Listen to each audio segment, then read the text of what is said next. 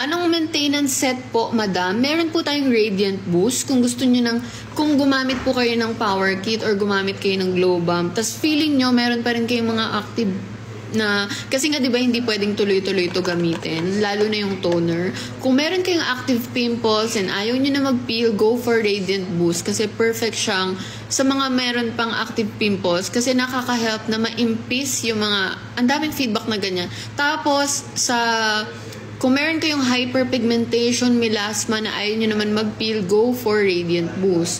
Kung meron kayo, kung gusto nyong ma-maintain na lang yung skin nyo, kung maganda na yung effect ng Glow Bomb or Power Kit, wala na kayo active pimples, pwede sa inyo yung Pore Care kasi meron tong anti-acne and meron din siyang whitening effect. So, ayun, mamimili na lang kayo kung anong gusto nyo. Pwede rin kayo mag-mix and match. Ako nagme-mix and match kasi sobrang gusto ko talaga yung Biome Cleanser ng Pore Care. Sobrang ganda ng cleanser na to. Cream cleanser kasi siya.